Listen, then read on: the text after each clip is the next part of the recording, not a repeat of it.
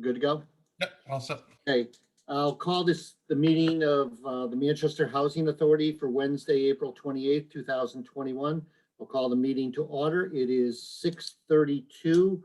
Present are myself, Chairman Josh Howroyd, Commissioner Timothy Becker, Commissioner Lisa O'Neill, Executive Director Joseph Diascoli, Finance Manager Bob Cunahan, Recording Secretary Karen Abradis, and two guests, Nathan Bonder and Jody Mauer.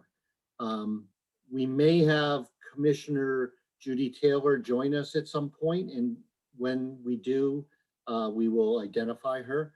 So at this point, the first item on our agenda, actually, before we move on to that, I was going to call for a motion to suspend the rules to move two items up on the agenda. The first one would be item 5C2, a secure energy presentation from Jody Mauer. And the second would be item 5C1, the RAD update with Nathan Bonder. Excuse me, Nathan. Is there a motion to suspend the rules to move those two items up on the agenda? So moved. Moved by Commissioner Becker, seconded by Commissioner Second. O'Neill. All in favor of suspending the rules to take up those two items at this time, signify by saying aye. Aye. Aye. Chair votes aye. It is 3-0. So at this point, we'll take up item 5C2, the secure energy presentation with Jody Mauer. Joe, do you want to make any introductory comments?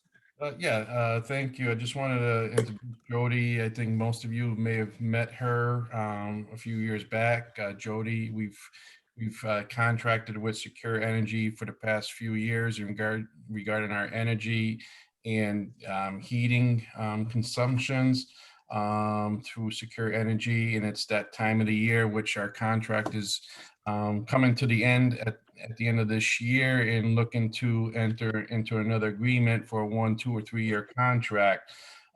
So I'd like to introduce Jody Mauer from Secure Energy. Thank you for having me.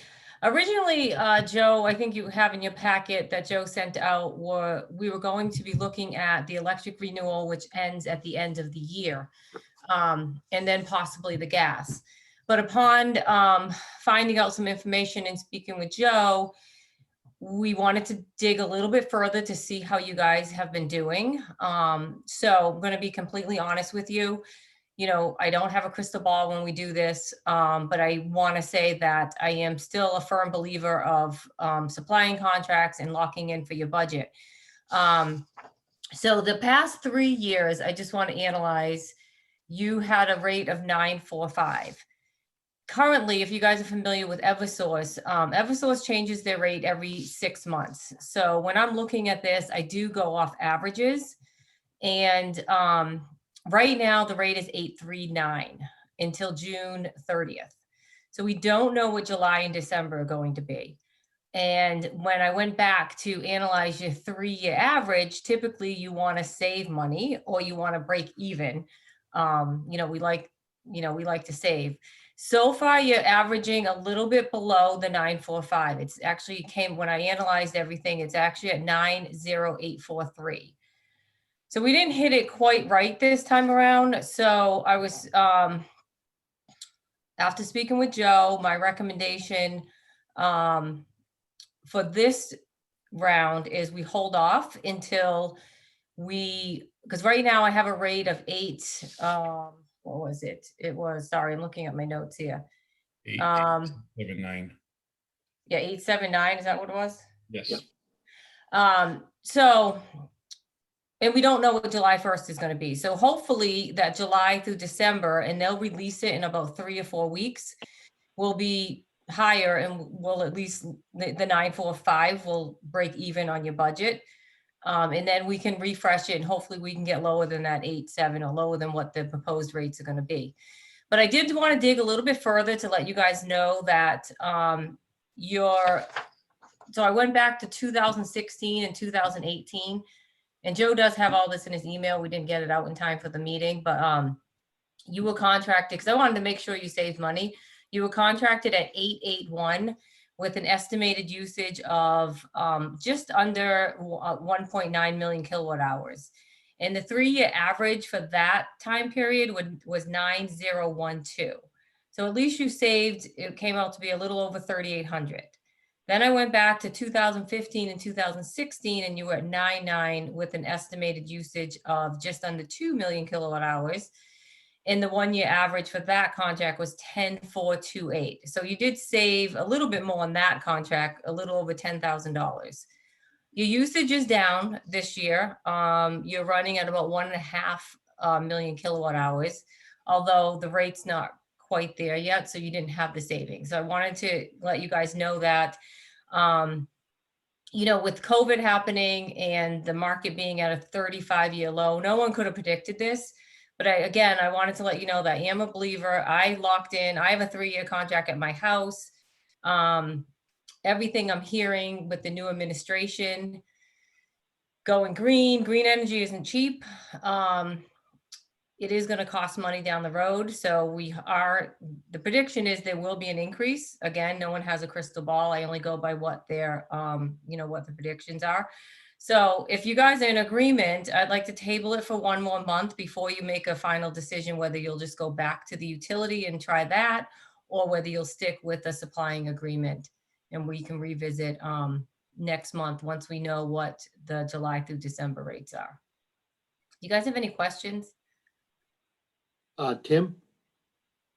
Yeah, it seems that logically, especially with all the current spending and continued proposal for large spending, that devaluating the currency is going to cause inflation over the next few years. I don't think, I'm thinking, you know, locking in a rate for 3 years probably would be in our best interest. Do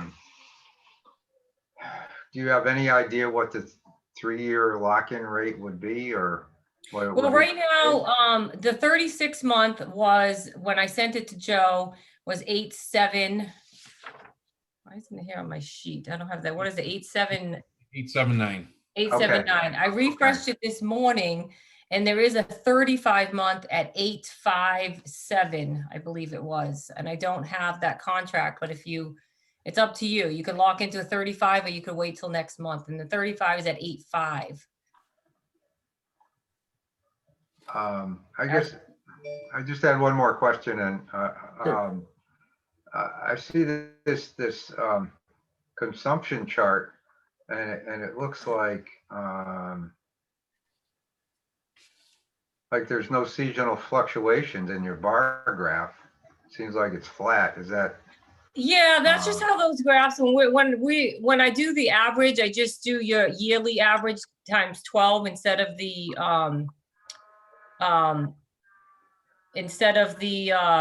your usage going up. It's probably higher in the winter and then lower in the summer. Right. So Only because okay. the storm- Yeah, I just do the yearly average divided by the 12 months. Okay.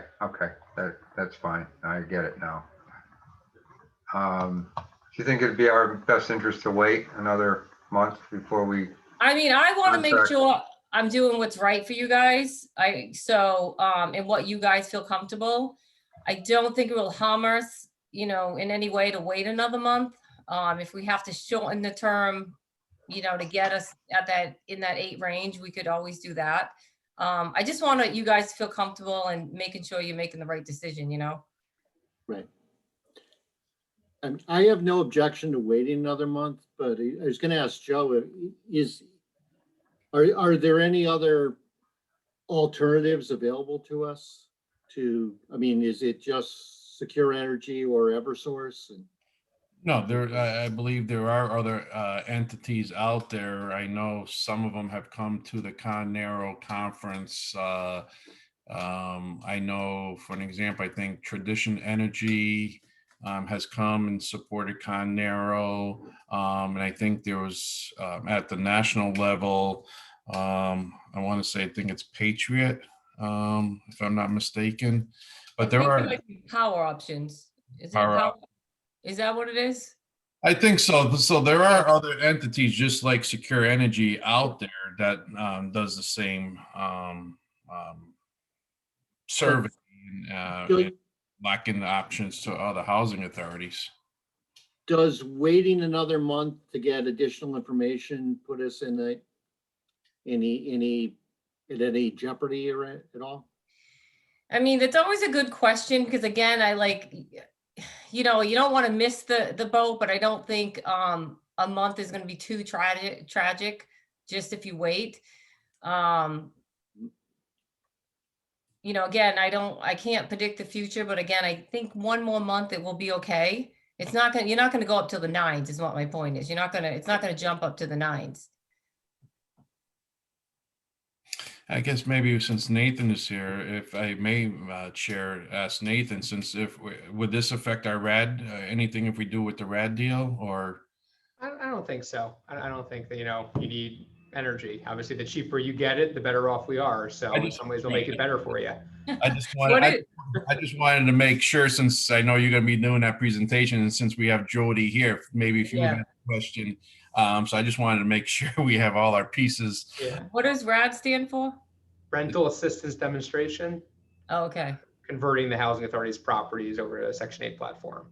Oh, okay. No, because down the road, I've been doing this a lot, Joe. It isn't opened up to Connecticut yet, but the second it is, have you heard of community solar? Like most of my housing authorities in Massachusetts have already done it.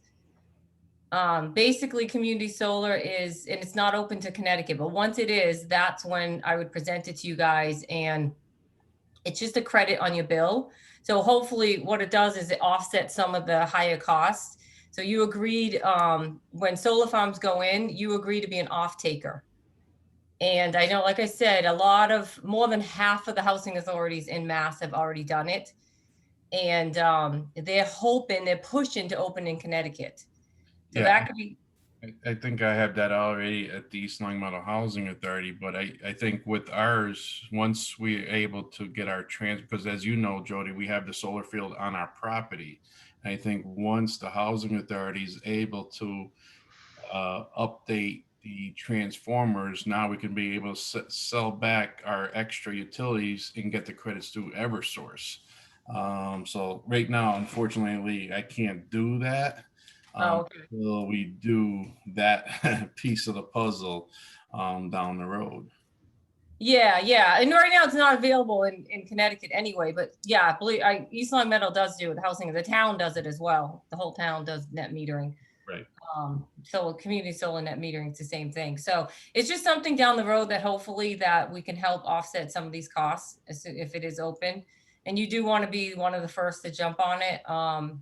Because I know the housing authorities that didn't jump on it 5-6 years ago are now, asking when's it going to come around. And there are some, there's some solar fields. I think Agawam just finished building one. Most of the slots are taken, but there are some that are available. So it's just something down the road to think about, because I know the rates are, not going, I don't know how much lower they're going to get,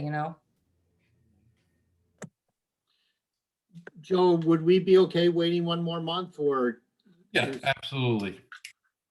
Okay.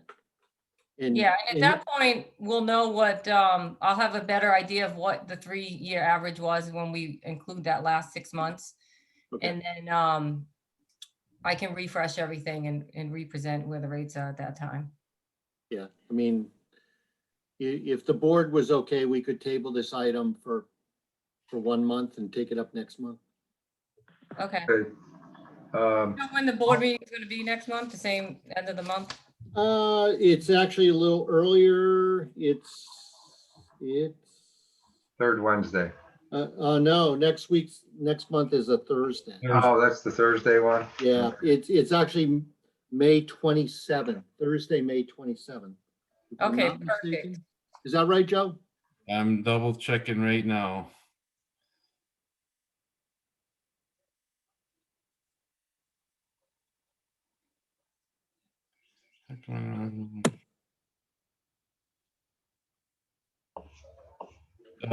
Jody, I'll let you know. I don't have it on my. Yeah. That's fine. just give me, so that's perfect.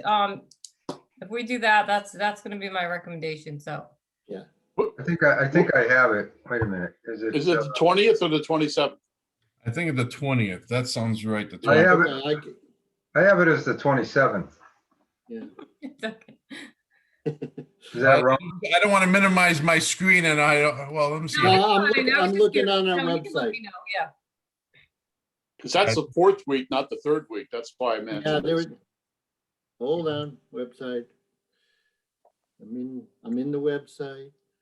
I have it on my calendar as the 27th, The 27th. Well, That's what I have May also. 27th.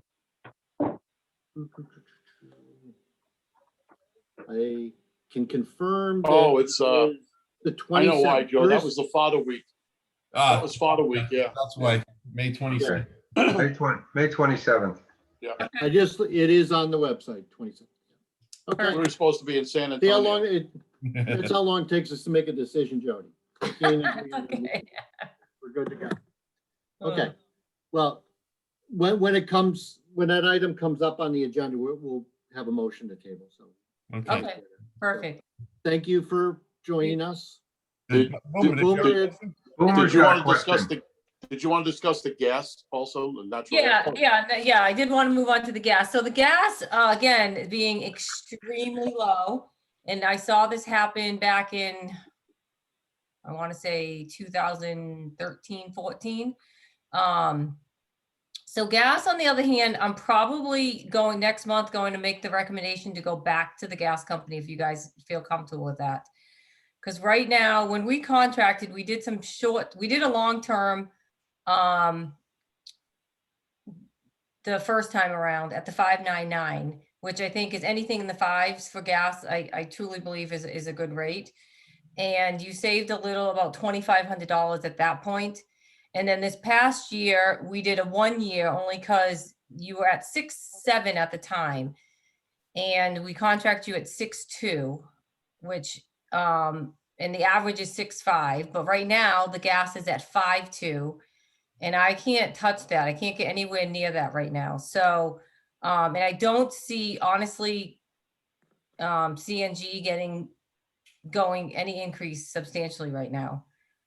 Even after when this happens, I do call them just to get an idea of what their thoughts are.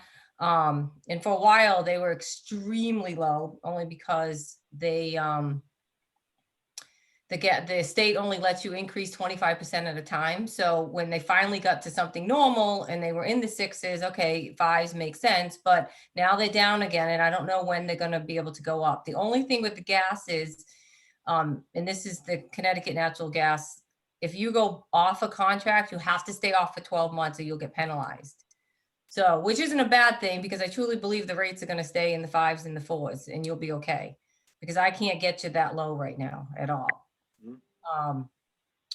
So, but I'll double check it again next month. And then if I do make that recommendation to go back, we would do it sooner rather than later, because you have so many accounts. It takes a good, sometimes they miss a few, and it takes a while, and then, there's gonna be some off and some on. And so we want to give ourselves plenty of time to make sure they can get everything back to the gas company.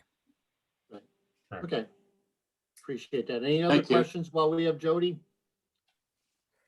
If not, thank you, Jody. Thanks, Have a good Jody. night. Okay, Thank you. thank you. Thanks for Uh, having me, guys. Oh, Bye. motion to table until next month. I'm just looking, which item? That's item 5C. 5C2. Well, that was just the presentation. Okay, so we don't have to table anything? Yeah, we didn't have an action item, right? Nope. I don't see an action item, so Okay, I guess we don't have to table anything. We just, by consensus, we're gonna wait till next month. Okay, thank you, guys. Okay, thank you. Thank you. My mistake. Okay, so now we're gonna move on to the RAD update with Nathan Bonder. Nathan, again, thank you for your patience and joining us this evening. And Joe, you have any intro? Well, I'd like to introduce, I like to call him business partner, Nathan Bonder. We've been working together he's been working, we've had him under contract with the Manchester Housing Authority for a few years now. It has been a very pleasure working with Nathan, and we're going back and forth and deciding which way will work best for the Manchester Housing Authority. So once again, it's my pleasure to introduce Nathan Bonder to the board. Thank you for that introduction, Joe. It's an absolute pleasure on our end. We are working with a lot of housing authorities. I will say, I would venture to say that Manchester Housing Authority is probably the most efficient and most responsible housing authority we're working with. Even when it comes to the means of asking for documentation, that most housing authorities take weeks or months, and I have to bother them every day. With Joe, if I need something, if it's not on my desk by the next morning, I'm shocked. So, it's been a huge help. It's been an interesting ride. The way things have changed and been in flux with HUD over the past couple of years. As you recall, when we first started this journey, a lot of these things were new. They were new to HUD. There were a lot of issues. There were different things that had come about. But as we've continued, things have only gotten better and better and better. And I think we're kind of at the point now where it's, can it get any better? And that's, kind of where we're at with the Housing Authority. And I'll explain in a second, but, we pretty much feel, I'm not sure if there's even that much room to get that much better than where we are. And I'll explain that in a minute. But, we're very happy with the position we're in right now, and explain. So if you recall, remember last time I presented, so we had taken a whole bunch of different angles. There have been a whole bunch of different HUD programs that have come out, even over the past several months. I don't believe, everything I'm hearing from HUD, that there's going to be that much movement to get even better than where it is now. But as you recall, our mission and our goal was to get the Housing Authority below 250 public housing units. Okay, because at that point, the Housing Authority is then classified as a small housing authority, and then we can take advantage of the program that we originally had intended to take advantage of, and we still very well may, but we'll talk about that in a minute. And there is a newer variation of it, which we've discussed. But before I get that, I just want to apprise you of where we are as far as getting the Housing Authority below 250 units. So there are basically, I guess, a couple different options for housing authorities of over 250 units. The main option is to stick to RAD, which was what we had decided to stick to from day one. It is nice to note that the RAD rents have crawled up significantly over the past 2 years, including the latest bump that just came out. So it's actually a nice time, where we're working all of this together. But we did have a huge point of contention that we had to have dealt with, which took a lot of work on all of our parts and a lot of patience. But that was the EPC agreement that the Housing Authority had entered into. So, actually enjoyed working on this very much. But basically, we had to present a plan to HUD where we could prove to them that by allowing us to slip some units out of the EPC agreement, there wouldn't be a tremendous change to the agreements. There would be basically no effect, and we would get their permission to slip those units out. In a typical situation, and for many housing authorities who don't want to be bothered by maximizing the revenue, which you question that at times, but basically the typical situation would be is that you would refinance the entire EPC agreement, which is a good place to do it anyway. Rates have come down. It's not a bad idea.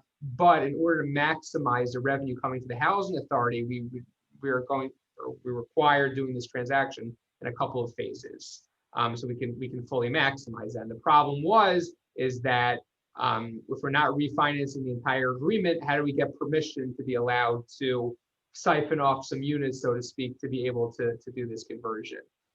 Fortunately, we sat down, we ran the numbers, we put a whole presentation together for HUD, which I'm not sure if Joe had shown it to the board at the time. I believe he did, where we sent it off to HUD and we said, listen, there's no major effect. Allow us to slip these units. These were conversations with the bank that had handled it, with Siemens, who had done the work, and with HUD. Fortunately, we finally got their go-ahead. It took a little bit longer than we all would have liked, but welcome to the government and what have you. But we are where we are now, and I think we're in a good place. So basically, so what we are proposing to do is, I'll call it phase 1 and 2, or 1A, 1B. So again, with the goal of getting the housing authority below 250 units.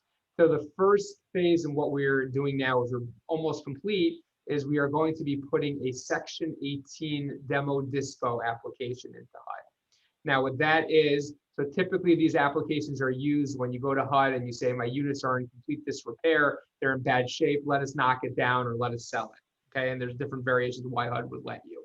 One of the exceptions that HUD allows housing authorities to submit the Section 18 application is for scattered sites. Okay, now the housing authority does have a number of scattered site units, and we believe that these would qualify under that exception. And the advantage of the Section 18 transaction is that that housing authority would be eligible for higher rents than they would under RAD. So at the end of the day, it's all about maximizing revenue to ensure the housing authority gets as much money as it possibly can, which is why we believe, you know, it makes sense to do this. Now there is one catch, which I've discussed with Joe and Steve. It may be the lawyer in me, and I'm presenting it this way. So there is a question about the properties on Lisa Drive. So HUD doesn't have a clear regulation as to what qualifies and what doesn't qualify. There was a little bit of pushback. We did get one email from HUD questioning us as to how we could include Lisa Drive.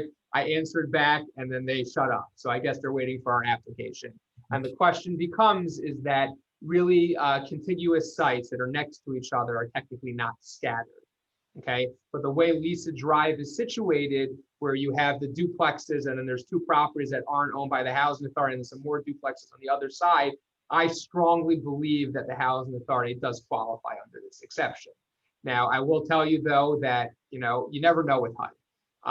You know, many housing authorities may have lied down, but you're talking about, you know, a pretty significant revenue stream, probably, you know, I don't have the exact numbers in front of me, but, you know, I would say to the neighborhood of, I don't know, $25,000, $30,000 a year, maybe even more difference, which is, you know, substantial in the scheme of things. So what we had proposed and we discussed with Joe and Stephen, I think, you know, before we go ahead and do it, we'll need the board's final approval, but we would like to get an application into HUD.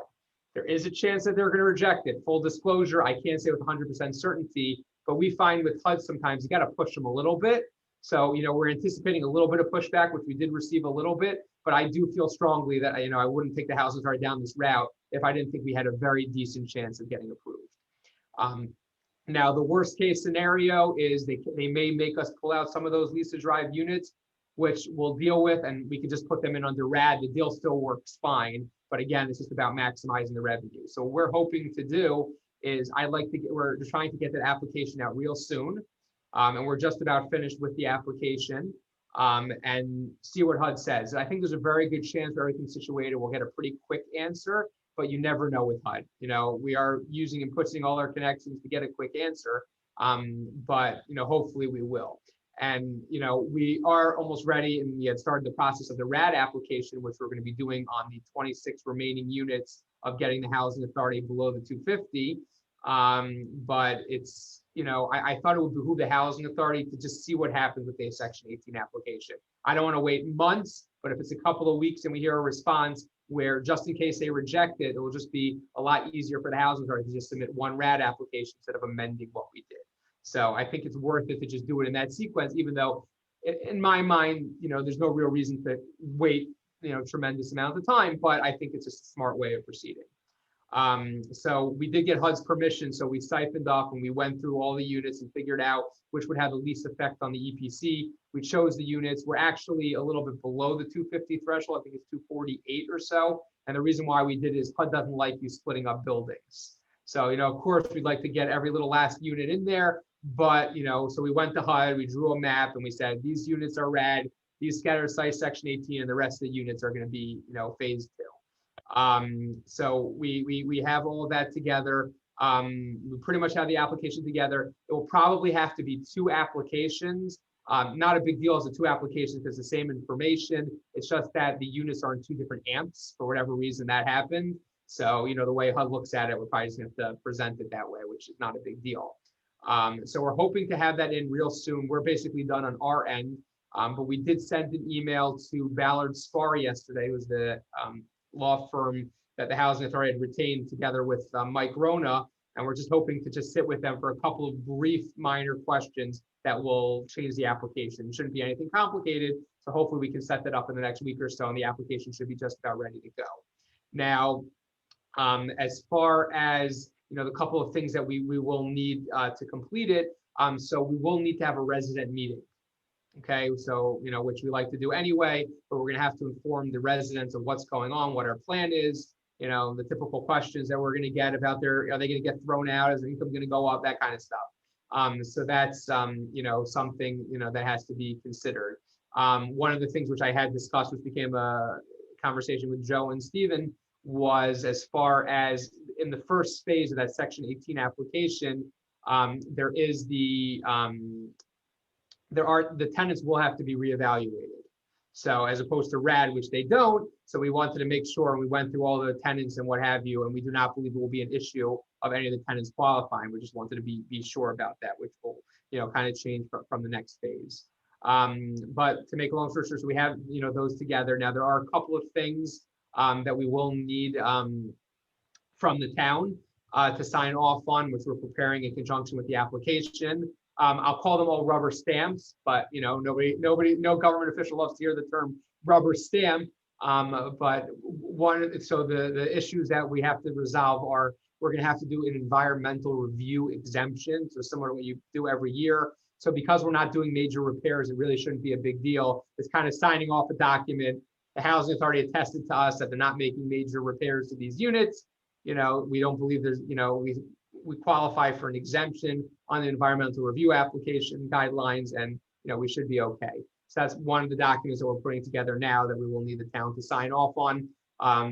Number two, there's also a support letter that needs to go in from the city that just says, it's a pretty much a canned agreement, shouldn't be a big deal. Just that, we support Manchester Housing Authority's mission and we approve this project, something along those lines. And then the third thing is the pilot, which is one of the discussions I wanted to have with the attorneys. So the way it works with the pilot typically is that it's going to stay the same. The Housing Authority statutorily, they pay 10% of shelter rent, which would stay the same. In an ideal world, in Connecticut, the towns do have the power to waive the pilot. I don't think that's somewhere we should go unless any board member feels differently, but it's just keep the status quo, keep it similar. The project cash flow is okay. And then it should almost be, a rubber stamp. There is a somewhat of a legal debate, about even the necessity of having the new agreement, but because we're changing the entities around and what have you, I believe it is the correct legal form and practice to enter into a new agreement, just the new entities involved. So those are really the three things that need to get done. It's kind of, especially the pilot, it's going to reflect the whole, stage of the conversion. But, again, I'll call them all rubber stamps, because we're really not changing much. We're not asking for a lot from the town, but it's just something that has to be crossed off. So hopefully we'll clarify with the attorneys exactly as far as the formation, what needs to be done. And we should be good to go on that. So, I guess the big things, just waiting now is, we are going to have to get a pilot agreement together. Hopefully that can be drafted pretty quickly. It's a pretty simple thing, and I can, share copies with Mike, and I'm sure Ballard Spahr has the forms that they use. So hopefully we can get that all together. There's some more of operational questions of how the lawyers want to deal with the nonprofit, deal with the LLC, just little legal formalities that have to be straightened out. So hopefully over the next couple of weeks, by the next board meeting, we should have that application in. That's my hope.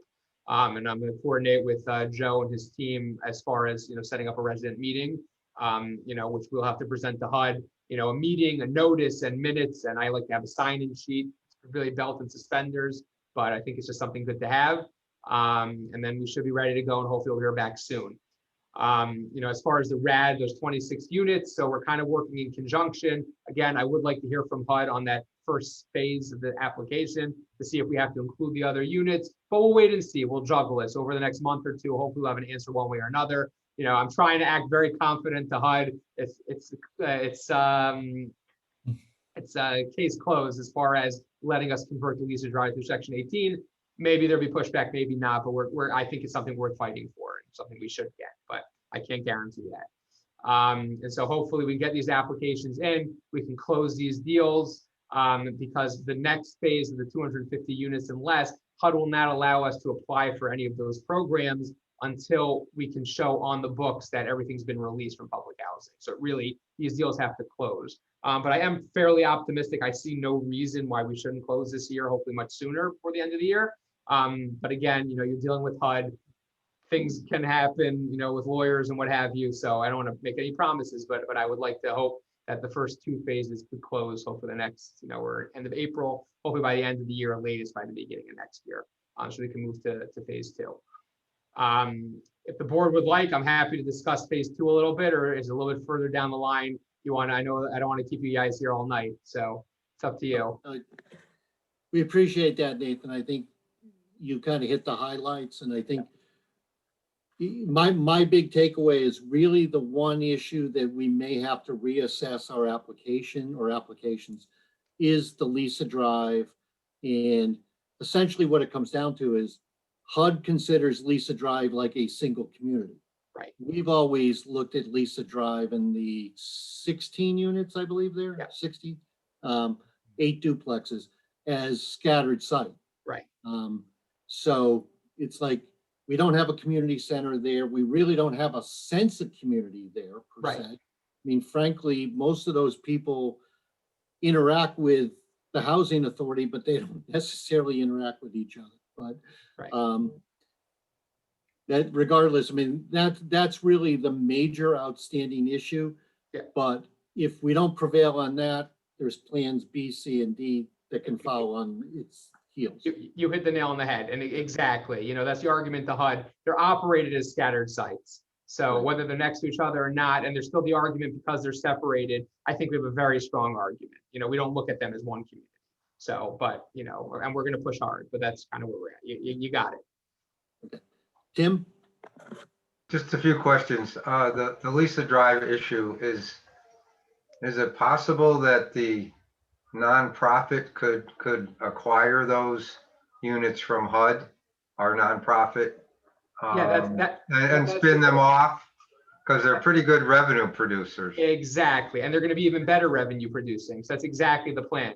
We're going to be converting it. And that's really the discussion I want to have with the lawyers, just to confirm the strategy as far as getting into the nonprofit. But that's exactly the plan. And Oh, okay. with revenue. Yes. Secondly, that whatever units you're peeling off Mhm. to not be part of the 250, Mhm. do they stay as public housing units? What happens with those? So good question. So they're converting to the Section 8 platform. So basically the housing authorities can now be administering vouchers that are project-based, just like, your rest of your Section 8 portfolio, and the housing Okay. authority will be getting that income and administrative fees on those units. And that's what's going to Okay. happen to all the units eventually.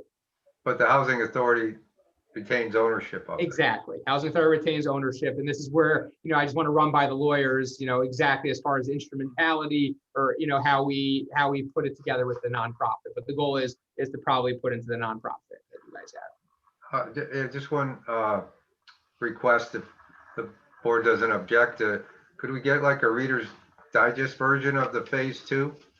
Sure. Is that I okay, think John? Joe did give us something a month ago or so, maybe to refresh. I thought we had an update that had the map of the breakout. Yeah. I think it might have been with our board packet last month. Yeah. I'll have to double check. I haven't thrown all that away yet. But if not, I can resend it. Is that on the phase two aspect? Yeah. Oh, okay. Just the other main point is, one of the key things with particularly Lisa Drive is a scattered site. When you spin that off in Mayfair as well, you maximize the reimbursement because they're in the 06042 zip code, which Right. gives us the higher reimbursement rate.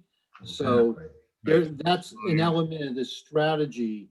The way we're divvying up the properties is to maximize the rental income we can get as part of a Section 8 type portfolio. Exactly. Any other questions? Well, we have Nathan. When do we need any type of board action? So we're going to need a board action to, I guess, approve the application. So once we finish up all these steps, As far as, we'll have to tie up the pilot and what have you. And then we'll need the board. I mean, I guess technically speaking, if we feel confident about the pilot, which, from my conversations with Joe, and I don't see any reason, I don't know if anybody in the board sees any reason why the town would have an issue re-signing an agreement with the same terms. We probably can move ahead even without that. So it's really, we need a board resolution. We'll have a packet together for the board showing the entire application, and then you can review it, ask any questions, and then the board, gives a stamp of approval. And with the application, we have to show HUD that we had the board approval to submit it. Tim? Just on the pilot agreement, our governing body is gonna have to sign off on that new pilot agreement. And you or somebody is gonna have to explain to our governing body what RAD is, why we're doing it, why we need this new agreement. And I'm sure the revenue to the town is maybe gonna go up. The town's not gonna Well- lose anything, or are they? It's not really going to change. I mean, I've had 3 of these meetings in the past 6 weeks with other towns that we're working with. And at the end of the day, it's all based on 10% of shelter rent. Okay, and the shelter rent is based on the rent you're receiving from the tenants, right? It's not really affecting them, It's as not the far fair as- market value. Right, exactly. So it's really the housing authority is getting it, but we massage it the right way. The housing authority is making more money, and that's what they hear. No, I get that, but as far as the town, the funds the town receives, Right. that's gonna stay the same or Stay the same. continue to go up, right? Yeah, we don't want to rock the boat. I was suggesting if a town has a great relationship, which never happens because what town wants to forego more money than they have to, you could approach them and ask, to give it even less. But I don't think that's a good idea. Keep the status quo. The deal works nicely. Everybody will be happy, and we're doing a good thing. We're fixing up these apartments and using the money towards that and promulgating affordable housing in Manchester. I don't see them opposing it. Yeah, No, and they'd be but- crazy too, but every once in a while you'll get one, selectman or what have you, or a council person, and they'll, start nitpicking on things and just drive you crazy just for the fun of it. So we've had that. I have that going on now in one town. So Well, Nathan, for what it's worth, the 3 of us here tonight have all served on that legislative body. Okay. So okay, that's good. 3 of our 5 members and the 3 present tonight have all been Good there. to hear. Yeah. But we do know that they do sometimes tend to ask some questions, so Yeah, it they'll may need to behoove us understand, to but brief some of the senior staff. Yeah, exactly. Maybe what I would suggest, it's up to the board members to decide, but I think it's good, just let them feel a part of the process either way. Yeah. So either we can have a personal meeting, I'm happy if you guys want that, or we could, go to, a city council meeting and just Mhm. talk to them and tell them our plans. We could put together, 7 or 8 slides, keep it brief, and just give them a brief rundown of what we're doing, just so they're aware, which I think is my guess is you may need to do that Yeah. just to get them to sign off on it. no, that's not a problem. Yeah, Joe, we probably need to interact with the town manager and like Tim O'Neill and Gary Anderson, perhaps. Yeah, I'll speak with them, but I guess Yeah. that, if I may, Mr. Chair, Nathan, so for that resolution, we may need to have a special board meeting, because if we're gonna we need to get all these documentations in place. So if the board, well, okay, we may have to have a special board meeting, because I don't think we can wait till May 27th to submit this application. Well, it may end up being that, just because of everything we have to do. If we're a week apart, there's no reason to meet on the 20th and I on the just wanted to 27th. make, right. So yeah, we'll play it by ear. Just really, getting in touch with the attorneys, letting them be on board, explaining a couple of things, getting the documentation together. So, somebody from the city who needs to sign off on the letter may be out for the next 2 weeks. Who knows? So, Right. we'll try our best to coordinate. But yeah, Joe, you're right. I'd love to get it done this week if everything gets lined up. We've pretty much done what we can on our part right now. It's really, a couple of final things that need to be presented to the town. So. Yeah, okay, well, if a special meeting's on, I'm sure we can coordinate schedules and come up with something on it. Yeah. There'll be a one item, obviously the board's already briefed on the specifics, so. Yeah, and I'll reach out tomorrow to Scott, Tim, and Gary and Heather. If Heather's back, hopefully she's back to work. I'll talk to all four. Okay. Try to talk to all four of them by the end of this week. Yeah.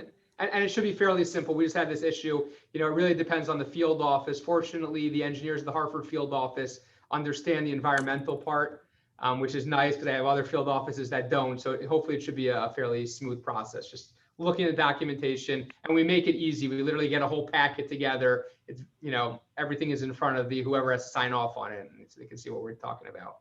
Okay. Does anyone have any other questions while we have Nathan with us? Well, all set? Okay. Thank you very much, Nathan. Okay, my pleasure. So Thank you. Appreciate we're that. getting there, almost there. All right. Yeah. Talk to you later. Okay, have a great Thank night. you very much. Okay, thank you. Thanks, Nathan. Okay. We're going to move back to item 2 on the agenda, the adoption of minutes for the meeting of March 17th, 2021. Is there a motion to adopt? So moved. Moved by Tim. Lisa, you there? He's muted. Unmute Lisa. We have to come back to that. Oh, Let's sorry. Is there a motion to second? Do you have a second for the minutes? Sure, second. Thank you, Lisa. Are there any additions or corrections? Seeing none, all those in favor signify by saying aye. Aye. Chair votes aye, is 3-0. Item 3, correspondence. No correspondence. Okay. Item 4, accounts payable. Yes, you received in your packet our accounts receivable along with the new platform. It's business as usual. If anyone's got any questions. Mr. Chairman, Yeah, Tim, I noticed a kind of a large expense paying to a repair of a street light. And I guess my question is, can we get some kind of legal documentation that we actually own those poles and are responsible for repairing the street lights and transformers? It's something that our legal counsel could look at, because I don't think there's any documentation. I don't recall, unless it's somewhere in the deed that we actually own those or are responsible for maintaining them. Any thoughts, Joe? I will have another discussion with Mr. Attorney Rona, to see what he can dig out. yeah, we may need to perhaps put the onus on Eversource to prove that they're not their responsibility.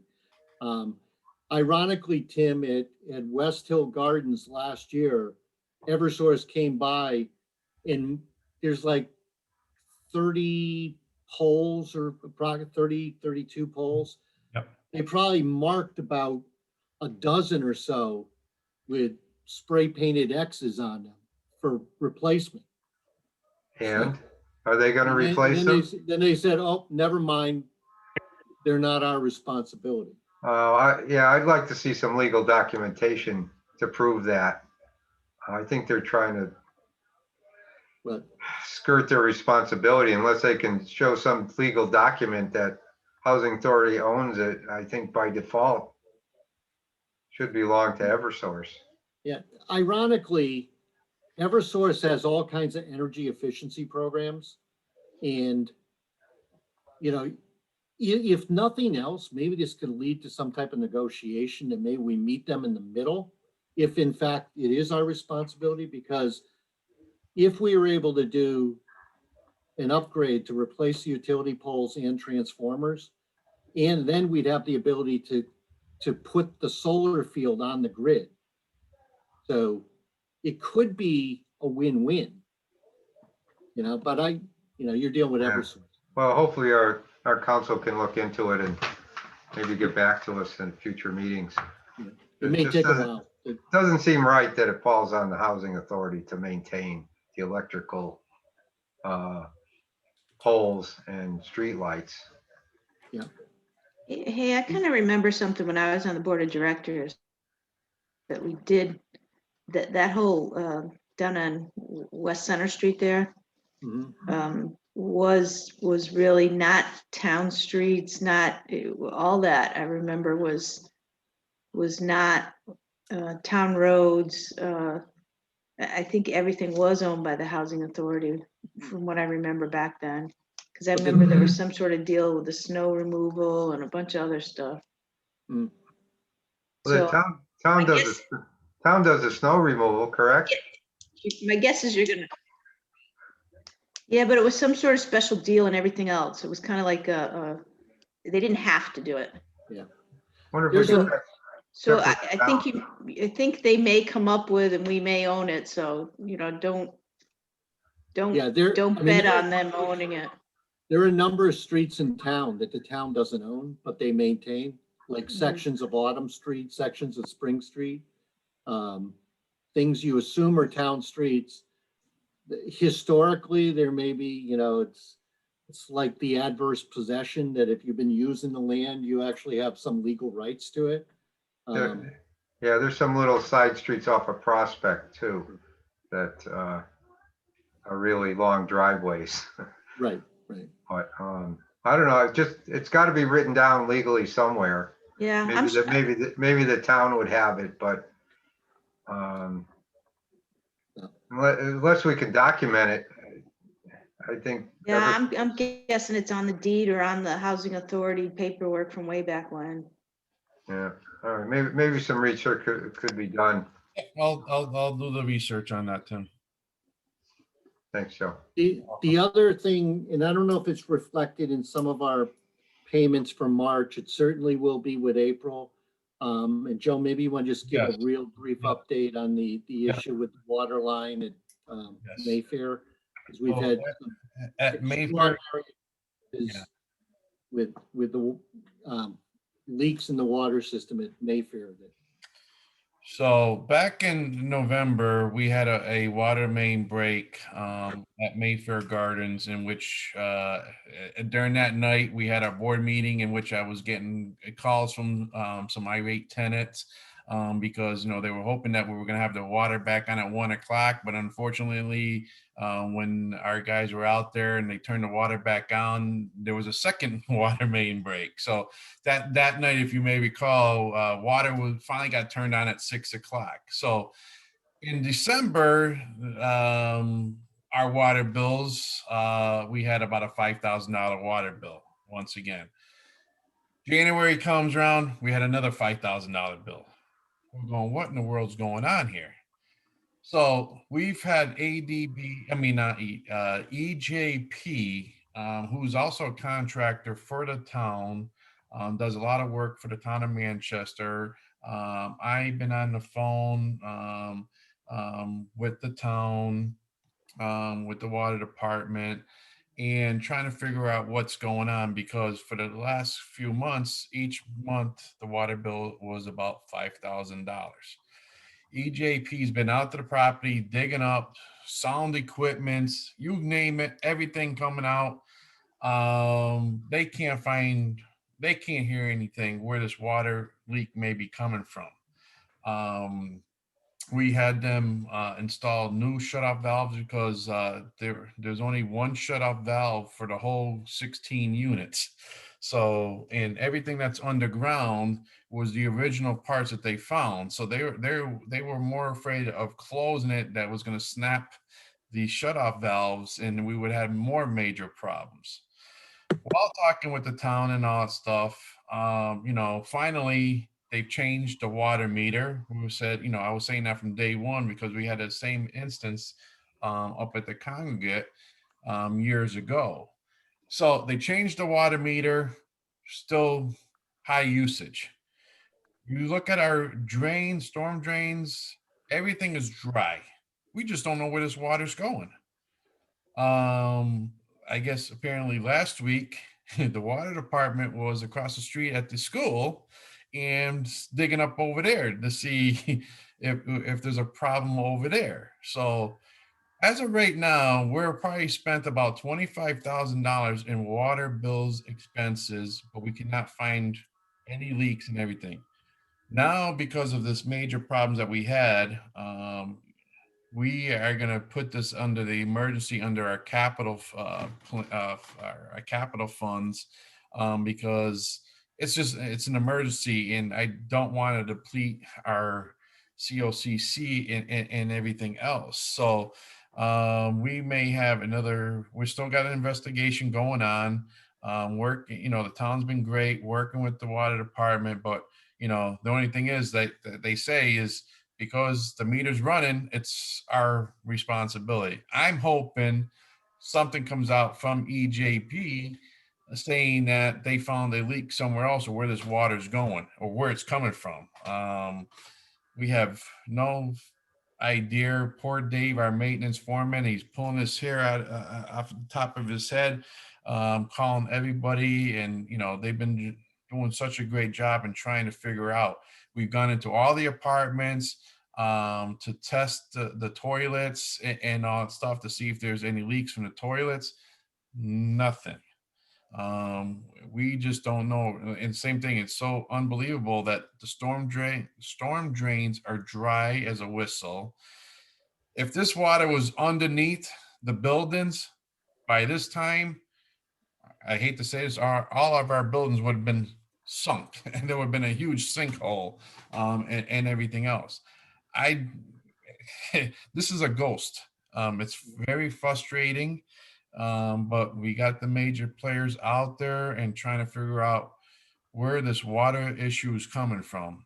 And then, especially, I don't know what we can try to do, because since that's on the other side of the town, this is dealing with the 8th district. So I'm just going to keep you informed. On the sewer side. On the There you sewer side. We're working diligently. They're going to be back again. EJP is coming back Wednesday of next week with some more equipment, sound equipment, whatever that these individuals have, to pinpoint if they hear anything. Tim? Just a question on the drainage stacks where the water drains back out. Have they metered that at all? Or they have a way of metering that? Is it going through and actually going out a drain somewhere? In which they can't find where it's going. So the water's going right through our meter system. So there's 1 meter on Mayfield Gardens. Right, it's coming out of the meter, but is it, have they checked, there's gotta be a main drain that goes into the sewer line. Have they metered that? Or put some kind of tester on that? They've tested everything. These poor guys, it's unbelievable. We can't figure this out. And even the EJP, who's done, they do majority of the work for the towns too, for the town of Manchester. Yeah, they're experts. I can't figure out where this leak, where's this water going, where it's coming from, why, and it's like a ghost. This is a phenomenal thing of thinking of what in the world's going on that we don't have an answer to. The only thing that we know, it's costing the housing authority roughly $5,000 a month. Yeah, I just wanted to point it out because I think you'll see more expenses, both in terms of the water bills and the contractors we've had out there. I know we just signed some as part of April. So just want to kind of keep you informed that we're diligently working on it, but it's a mystery at this point. Right. And I think we're just paying that right now, but it's going to be reimbursed once we throw it into the, submit it into our capital funds. So, Niles from the Don D'Amelio program, who handles our mod will, Cheryl will be submitting all the requisition payments. So we'll pay and then eventually get the money back from the capital, from the HUD, from the capital funds.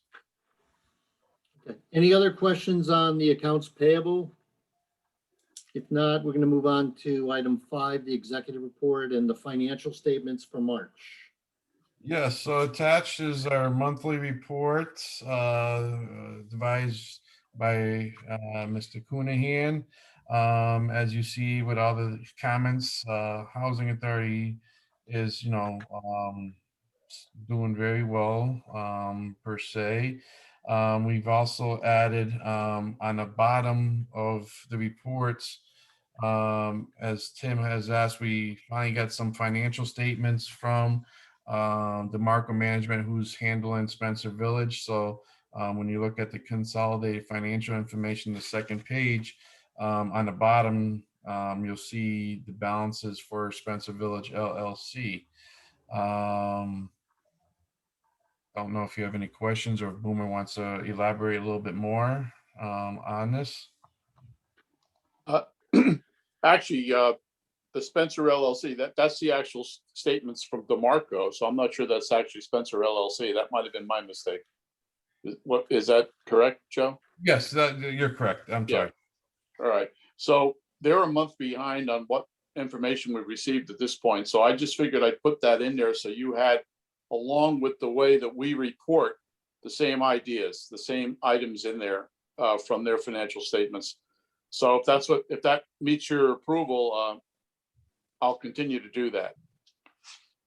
Yeah, that makes sense to me unless. Right. there's And objection. yeah, I don't think there's any further comment on what they do because it's their operation, not ours. So I don't really Right. comment on it, but I'll put it in for you. So Mhm.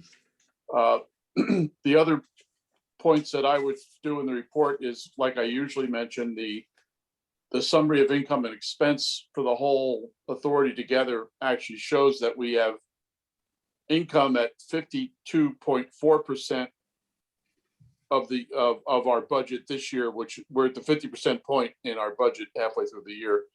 While we've only spent 47.7%, which is a reason we're still making a profit and doing well.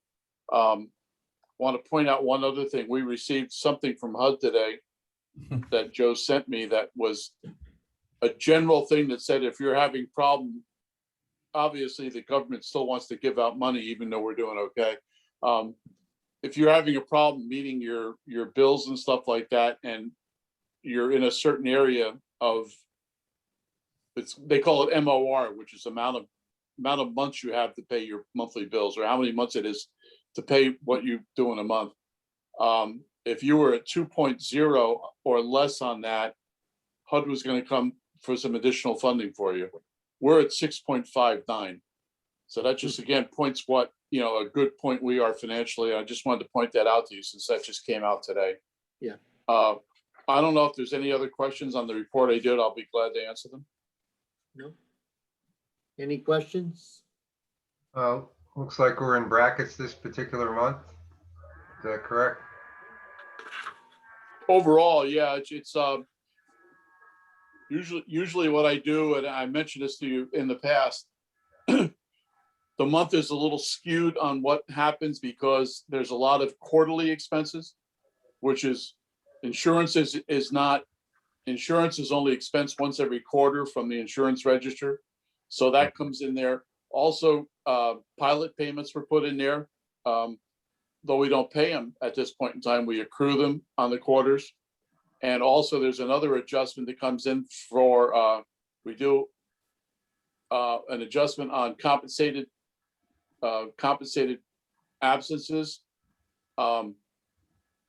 Generally speaking, that's just the fact that at this, it increases our expenses every quarter because everybody doesn't use all their vacation time or their sick time and stuff like that. So there's always more absences every time unless somebody retires and leaves with them and stuff like that. Nobody uses it all up. So those are the three adjustments that are made in every quarter. So that's why the brackets are there this month, Tim. So.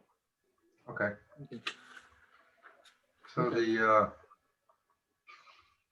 667,103 is basically retained earnings at this point? Yeah, that's the increase in retained earnings thus far in the year, of which a majority of it is in the federal programs, obviously, but the congregate, another part of it is in the congregate. And I'm glad you asked this because the congregate increase in retained earnings is reflective upon the fact that they give us the money for our subsidy ahead of time. So we have that, there's still another 3 months of subsidy in that $153,000. So that makes that a little bit unusual also, so. The state gives us the subsidy 6 months ahead of time? Yep. In this case, it's 3 months because that program ends in June. Pretty amazing. Well, on the other hand, we had to wait 6 months to get it in the first place. So, All and right, like, well, for instance, we have turned in a budget for the congregate we sent it in last week. I tried to do it before Joe and I went away. And we sent it in and we did that last year and we heard back in September from what we sent in May last year. And they didn't fund it until December. So don't give them too much credit, Tim, okay? good report. Thanks. But we Boomer. can get a free drink if we go out with our card now, so that's it. Of course, the governor hasn't said how he's gonna pay the bars for that, has he? Yeah. Anybody? No comments. I'm sorry. Tax Okay. credit. We're good. Thanks, Boomer. Gonna move on to the vacancy reports, which actually Joe just sent something out. Yeah, late this so afternoon. I wanted to give it an up to date. So working with Steve and Martha, great news finally. As you know, every month when I was talking about these ones that were not released up for a while, people said they didn't want it. They were afraid with COVID. As you can see, I had Steve, we added a line 2 to let you show that out of the 13 units that we have that's vacant, 1, 2, 3, 4, 5, 6, 7, 8, 9 of them have been accepted and will be leased up for May 1st. So a lot of these long, days vacant will be off the books. I'm very happy. Finally, I think people started getting their vaccine shots, are now happy to start moving per se, but still, it's been a long ride and long road. I think in my 7 years here, I've never had a report this big. And I know Tim will mention before I was here, you used to see pages or a longer list. So, this was probably one of my longest lists of 13 vacancies. But I'm very glad to say that, as you can see, all, at least 9 of them will be leased up for May 1st. There are 3 that the offers are out to the individuals. Hopefully, if those 3 have it, the only one that we will have left on the list will be 251B at this point in time. So if those 3 individuals have until Friday to accept the offer, if they do, I would probably say they will be also leased up for May 1st. So I'm finally glad to say, EP, that we're starting to get units all leased up once again. Excellent. Very good. Any questions? Seeing none, we're going to move on to item C, general information. We've already considered 1 and 2. Next one is item 3, the Spencer Village update. Yeah, so I always like to give you an update. So phase one of Spencer Village has been complete. Out of the whole phase 1, as you may know, we put 25 project-based units. The only setback is that we've given out 24 project-based vouchers. The one that's still remaining, unfortunately, we won't be able to give that one until we get one of the individual. We have a squatter issue in which it's in the court's hands right now. So we're waiting for the eviction. Once that eviction comes through, then when we call the next person off the wait list, whomever goes into that unit will be offered the project-based voucher. So we got 24 out of 25 project-based vouchers. As of this week, they started with building 54 and 60. And hopefully, as I put in there, that those should be completed by May 13th. And telling you, job's going well. And everything else. And they've also, attached the schedule so you can see the time frames and all that stuff. But I will always, keep you abreast of what's going on. But you go there, they're already starting to they're looking to start doing the site preparations and new sidewalks and everything else. So we have 3 boilers that are being installed, but we're not going to finish that because unfortunately, the basements, the contractor doesn't have enough room. So with the hot water tanks, it may take them up to 72 hours.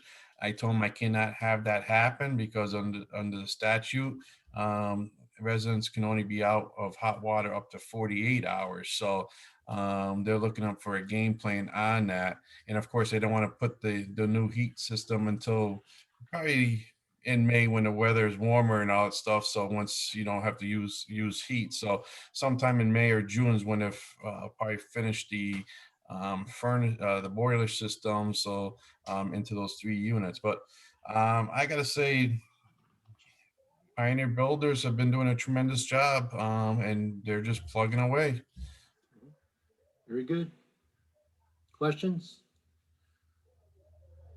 Okay, gonna move on. Actually, I'm gonna dial in Joe in a minute because I'm gonna convert to phone contact as opposed to Zoom. But next item is C4 Hillstown Road. As usual, it's the same. We only have that one individual. So here you go. As you see, with our balance. So right now, the housing authority is holding on to 19,000 and some change, in which we made our, which payments went out in March. So the next payments will go out to June of any, rents collected minus any adjustments if there was any repair. So usually that doesn't change. It's as you see, it's money coming in and collecting the $1,400 for rent, and usually sending out a check for about $3,800 on a quarterly basis to the town for the one property. Oh, I think that's That's me. me. all set, Josh. You're on. Okay. Like, I'm I'm leaving. leaving one. I don't want to be in.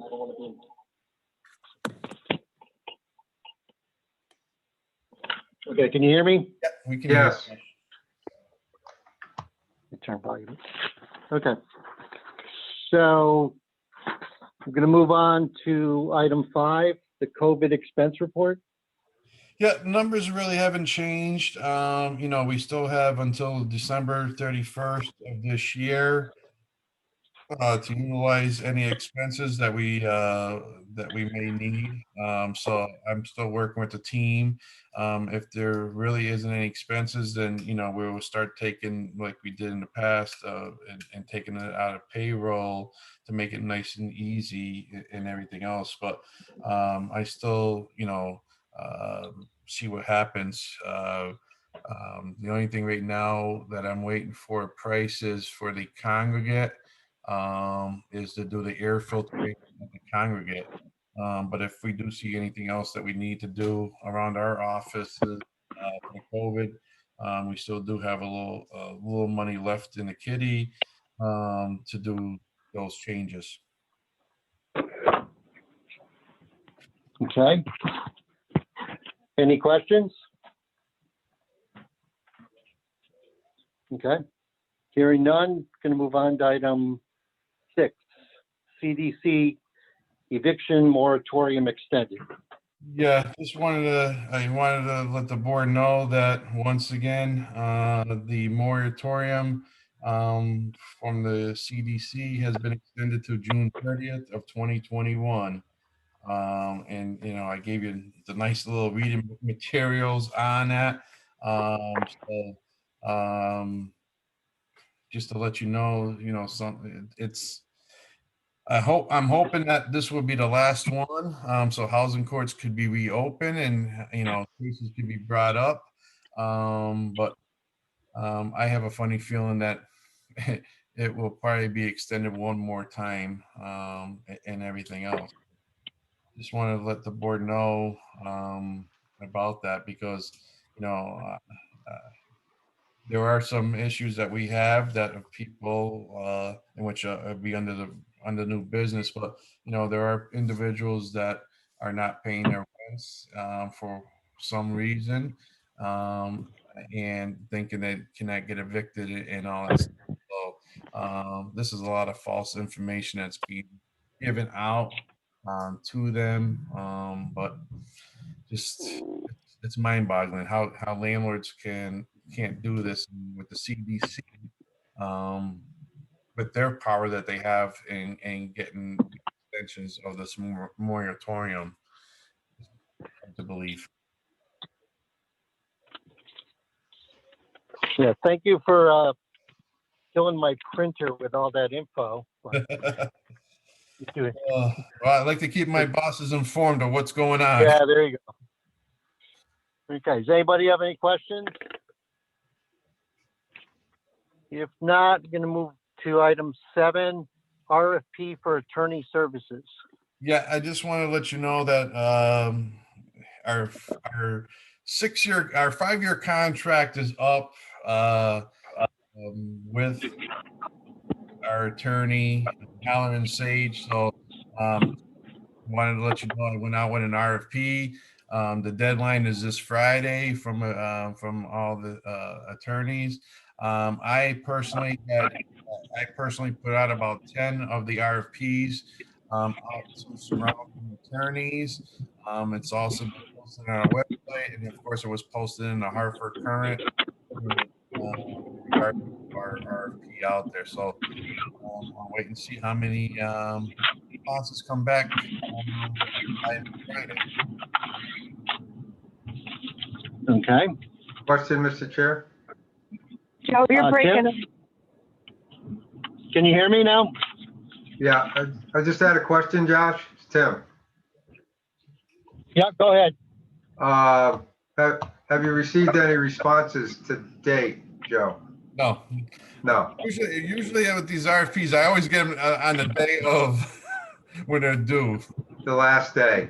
Yeah. Always Okay. the last day. So what I can do is on Monday, once I receive them all, I can shoot an email to all the board and say how many I received.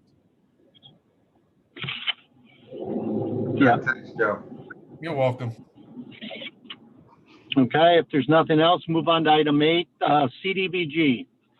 Yeah, just want to inform the board that once again I submitted to the CDBG through the town of Manchester. Instead of doing bathrooms this time, I decided to do sidewalks. So I put in, as you see, I put in an application in roughly for about $71,000, a little bit under $72,000 for sidewalk repairs throughout the complex at Western Gardens. So we'll see where that goes.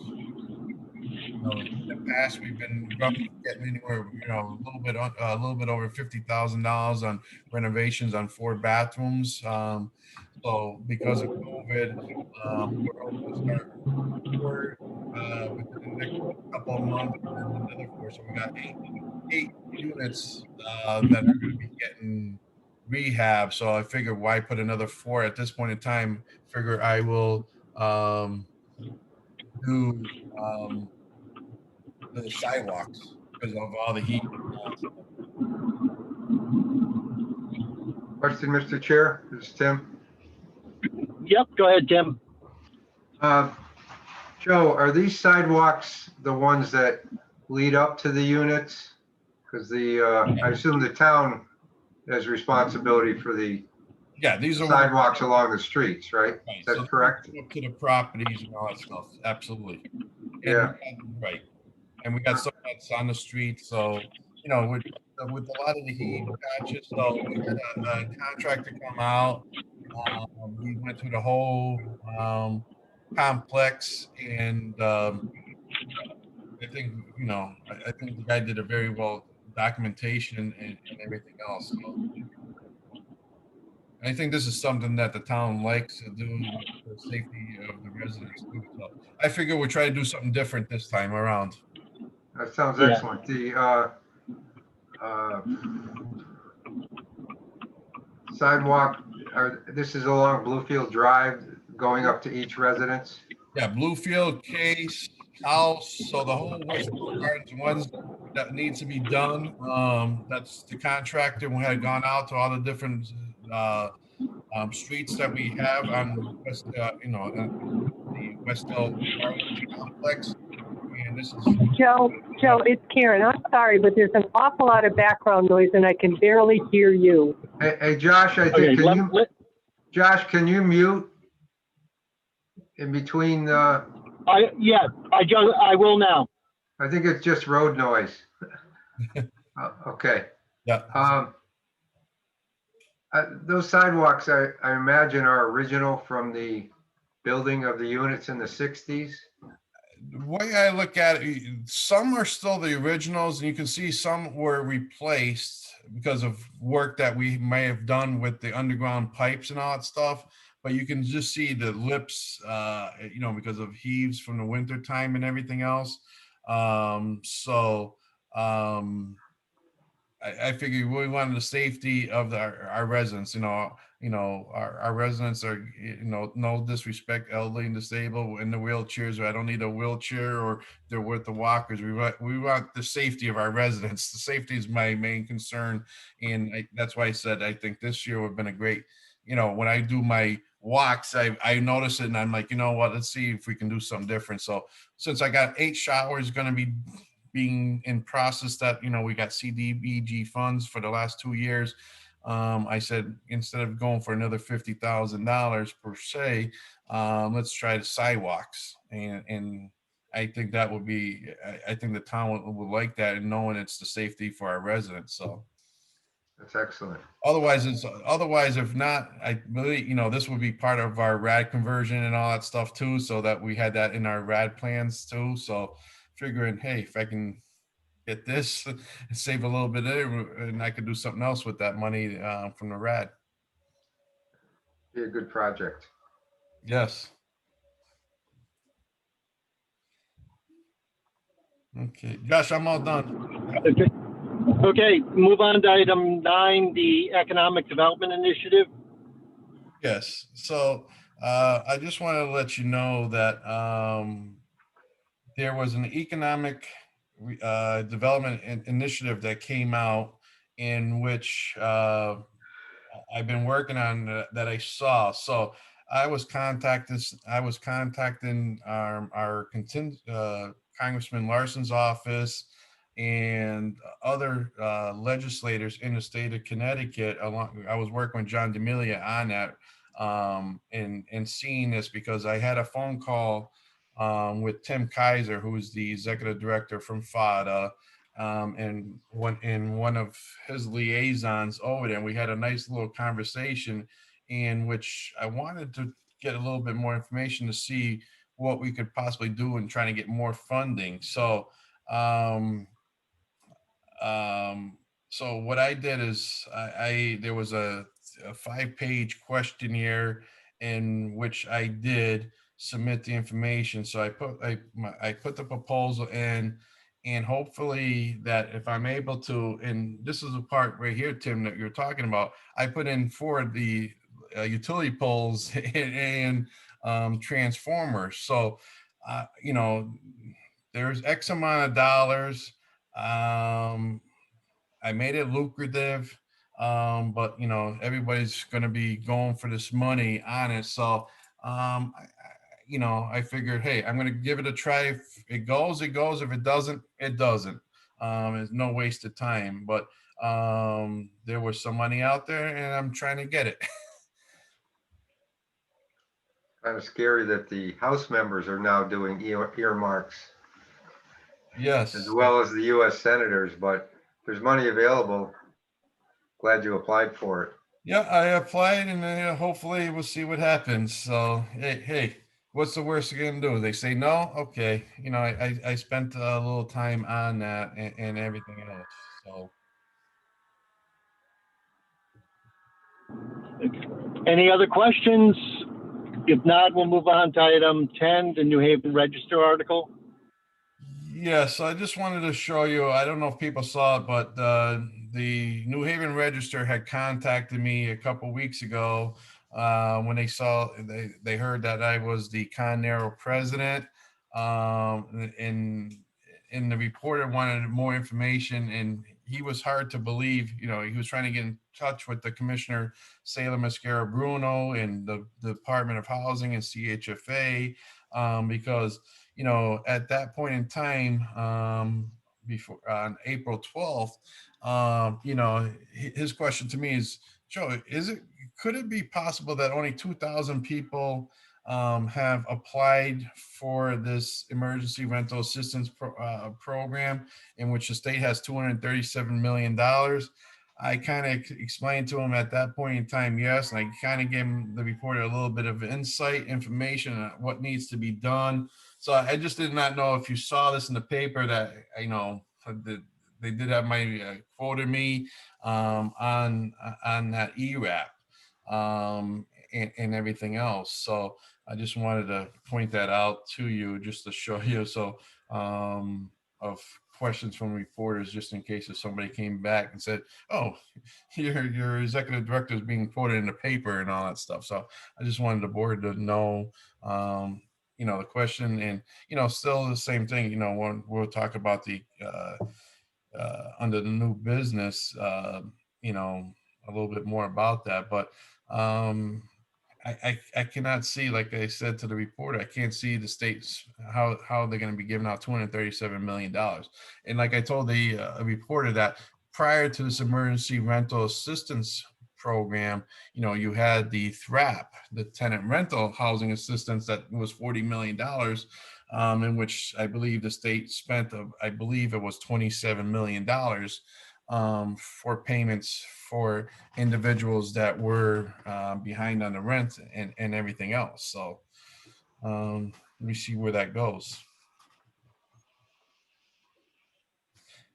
And Josh, if I may, there's probably one more information that's hot off the press that just came out later today. If I can add that. So I probably will be going out with an RFP for food services up at the Congregate. Food services amounts have been escalated from our Glendale dining services that we have in place right now. I wish we got this information sooner than today, but you know, Boomer had worked on the Congregate budget. We had to submit it, you know, for our July 1, and we did not anticipate this higher cost from the food services. So I'm going to probably be going out with an RFP in regards to food services. I've asked Marianne Murray, our resident service coordinator, to check around the other Congregate facilities. I know 2 or 3 of them have Glendale, but I'm not sure about the other 20 some odd other ones they have, so I can go out with an RFP and try to keep everybody honest on this proposal. So just want to let the board know that I'll probably be going out with an RFP next month. Okay. Any comments on that, or? If not, we're going to move on to the chairman's report. The only thing I was going to note is Joe did inform me that NERC Narrow is going to have a live conference in, I believe, Manchester, Vermont in late July. I think additional details will be forthcoming, but Joe, do you have the dates on that? July. Is it 23rd? around, Give me 1 second. It will be July 25th through the 28th. okay. And it's at And the it's at the Equinox Resort. Equinox. So that will be the first in-person conference here in New England. And I'm just trying to finalize, in August will be the Conero conference, which will probably be in person also, which that will be August 22nd to the 25th. The conference for NERC Nero is going to be Manchester, Vermont. Yeah, the Equinox Resort. Yep, okay, that's a beautiful place. Joe, could you give me the dates again for the Conero one? Conero will be August 22nd through the 25th At Mohegan. at Mohegan Sun, yes. Okay. And then I will be Okay. no longer Conero president.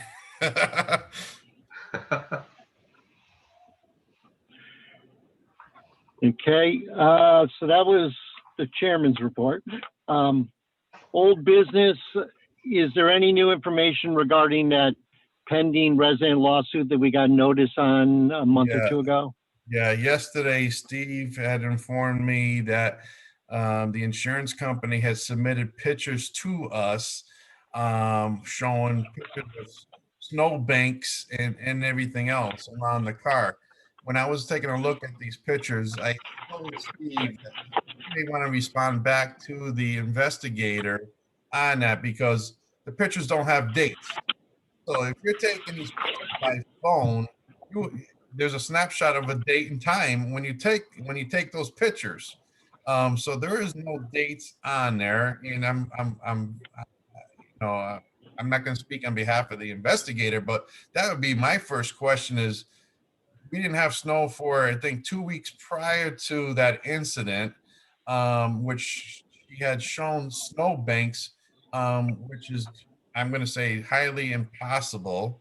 But anything's possible. But my first instance when I kind of put when I had my fraud investigation team at my former employment, you would look at pictures and say, well, where's the dates? There's no dates on these pictures. So I don't know when these pictures were taken. But I know Tim's got a question, Josh.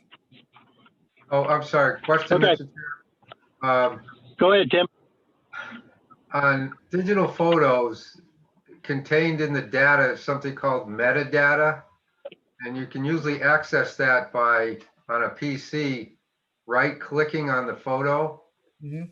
And it should tell you when it was taken, what time it was taken, what camera it was taken with.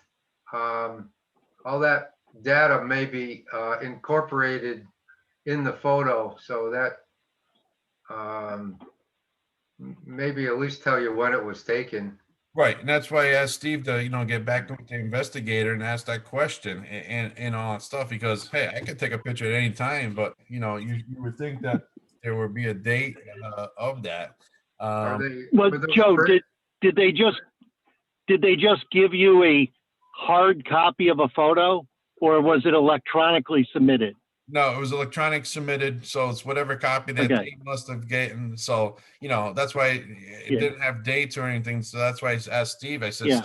shoot back and say, when were these pictures taken? Is it true? I don't know the dates that they may have taken. Right.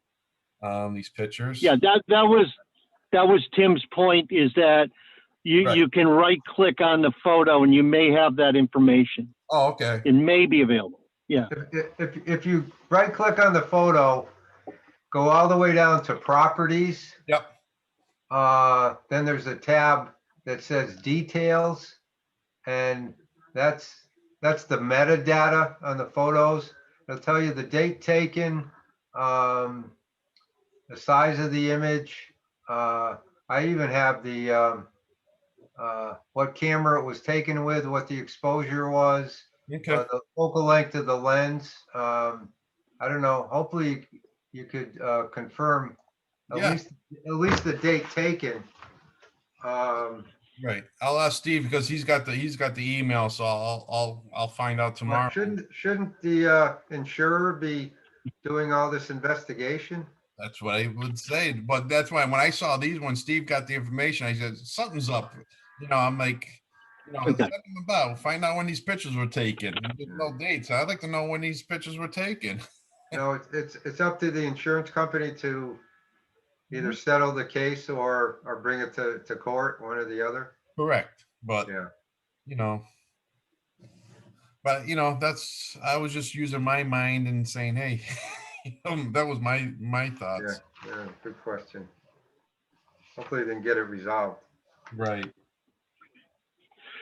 Okay, we'll move on to the new business items. The first one is Resolution 2021-04, emergency rental for Connecticut economy. So in front of you, I think, last month I had talked to you about the Connecticut Unite CT in regards to the $237 million that the state of Connecticut has received. So here is where tenants who have been impacted by COVID, who are behind on their rents, behind on the utility payments, are eligible to go online and put their information and submit their documentation and blah, blah, blah. Under the United CT, as you may recall, when I talked about it briefly last month, what they want you to do, if you have a tenant that's, let's say, has not paid rent for 1 year, they want, if these tenants are eligible, they want landlords to forgive the first 6 months, the second 6 months, which will be, so if you're saying since today is April, so you say, so November through April, they would pay you 85% of the amount that the tenant owes. And they want to also have the owners relinquish the other 15 cents to the dollar, 15%. So landlords will only get 85% of total income that the resident owes you. And the tenants may be also eligible up to 3 months following. So they could be eligible for May, June, and July, if eligible. But resident tenants have to show that their income was affected by COVID, loss of jobs, whatever it may be. As public housing, all our residents, basically, 95% of our residents, everybody that lives in our public housing units, except for our scatter sites, basically are receiving Social Security benefits. The only ones that are employed per se are our scattered sites. So I say 95% of our residents, there should have been no effect because Social Security benefits were not affected. But you do have some individuals that decided that they didn't want to pay because of bad publicity, of what they heard, through no disrespect to legal services or whomever, hold on to your money. You don't have to pay. You'll be eligible for this ERAP or THRAP program, and housing authority or landlords cannot throw you out. Right now, there are 2 individuals that we have that have applied, and now United CT is waiting for the landlord, aka myself, as the executive director, to complete the landlord's information. To me, I think this is a board decision, not a decision to mine. I've reached out to, as the Con-Narrow president, we've reached out to Jennifer Gottlieb at the HUD field office, because my first question is, how would the federal government like for us to waive 6 months of rent, take 85% of what's owed, relinquish the other 15%? To me, I'm thinking as an auditor, and I know we have Boomer on the line, when you have our federal audits being done, they're saying, well, you haven't collected your rents. You can't you know, at the end of the year, when, you know, when we have somebody that's passed away, when we take, you know, the uncollectibles, how would HUD come out and say you're doing things incorrectly? So to me, I think this is a board decision. I've talked to my other colleagues throughout the housing authorities. They're doing the same thing. They don't believe that this is something, because once you sign off this agreement, you can't go after them for anything back pay. So if you sign it, you're getting this and that's it. And you can't go for the eviction and everything else. I just don't know how the board feels on this. So I'm just looking to the board to see what your thoughts are, or how you want me to handle this, the two individuals right now. Because I know that they will probably be denied. If they are accepted, I would be, I know we're on being recorded, but I would kind of be flabbergasted because their income was not affected by with COVID. You know, I know that one individual blatantly told one of my staff that they didn't want to pay the rent because they ended up buying a car. And then they knew that the government was going to pay, that they had up to $10,000 and the government was going to pay up to $10,000 of their rent. Yeah. Well, for what it's worth, I agree with this resolution that we essentially declined to participate given what other housing authorities are doing. And I think the precedent, plus we, like you're saying, Joe, we may be, you know, out on a limb with HUD too as well. And who knows how many other tenants could come forward and really start, you know, an avalanche going. So I think we should kind of take the hard line on this. And I gotta say, Martha and Steve have been very good reaching out to these all these individuals that even have outstanding balances and explaining to them. So I think this past month we were able to collect an additional $5,000 of ARs that were owed to us. So kudos to both Steve and Martha on getting some of these recoups and talking to the residents and letting them understand that, you know, things that they heard is not true, and everything else. But it's crazy. That's why, you know, I gave all the board the information of what United CT was about, and and everything else. And I'm on the weekly, I'm on the bi-weekly calls. We had one at 2:00 today, and everything else. But to me, not to me, but I'm saying for housing authorities, basically, you know, a lot of us, the tenants are, everything's based on, and as HUD knows, even if you're in Section 8, there's a rent change, you know, we have our recording secretary on the call. So when our residents came in, we automatically did a rent change on our residents. So I think majority of people on the Section 8 or in public housing really didn't affect them. It could, don't get me wrong, it could, because now they may have had additional, if they had COVID, maybe they had medical expenses with medications. Agreed. But there would be certain circumstances, I think. But I would say, going on a limb, majority of the people that we house in public housing, nobody got affected with the COVID. For us, at least at Manchester, all I know is we have one case. Thank God, I'll knock on wood, that we only have one case of, you know, 400 and some odd residents that we have. So I'm very happy to say that. But that's my recommendation. I don't think, but it's the board. Mr. Chairman, question? Tim, yep, go ahead, Tim. Yep. Would the board's decision not to move forward would be simply to table this resolution? Well, the thing is, No, Is there a resolution I, that's on as an action item here? yes.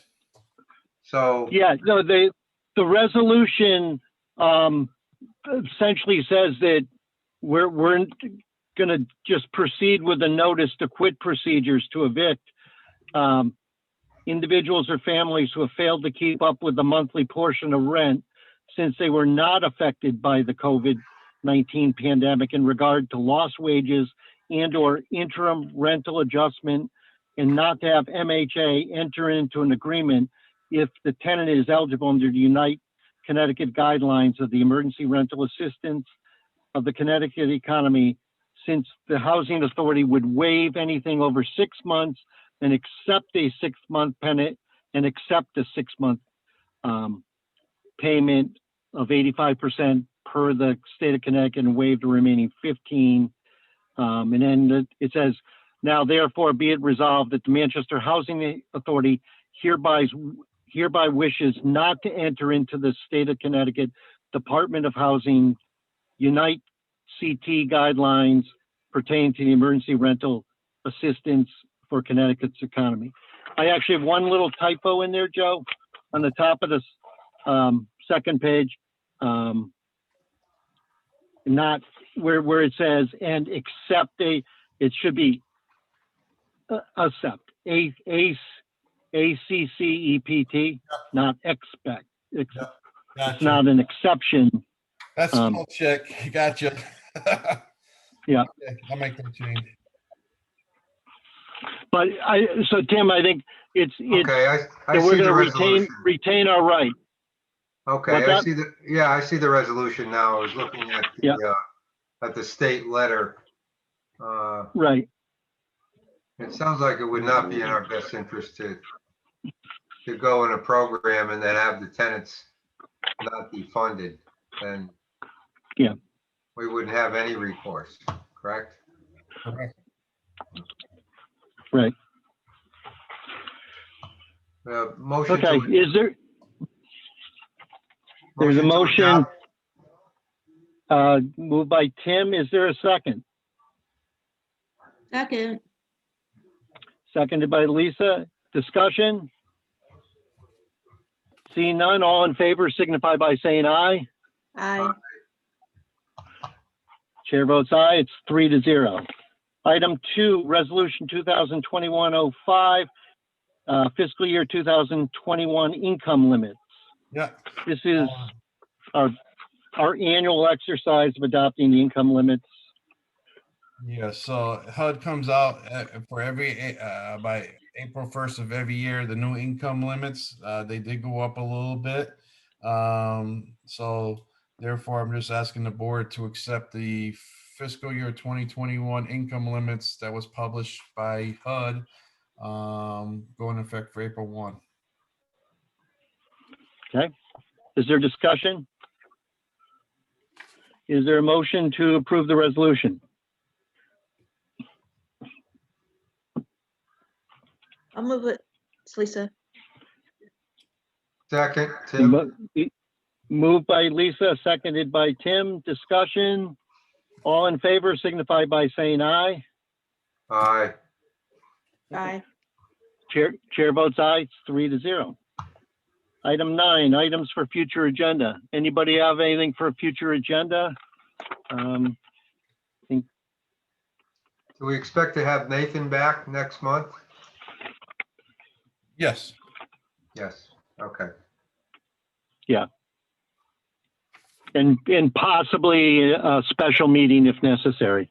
Right. So we'll If probably- it, Well, Yeah, we need, say, Josh, I was just gonna say, we're probably gonna have both Nathan and possibly Jody. right, right, finalize that energy contract. Correct. okay. Anything else? If not, there's no executive session. No executive session. Okay. Is there a motion to adjourn? Motion to adjourn. Second, Moved by Lisa, seconded by Tim. All in favor? Aye. aye. Chair votes aye. 3-0. 8:21, Karen. Okay, thank you, everybody. All right, good meeting.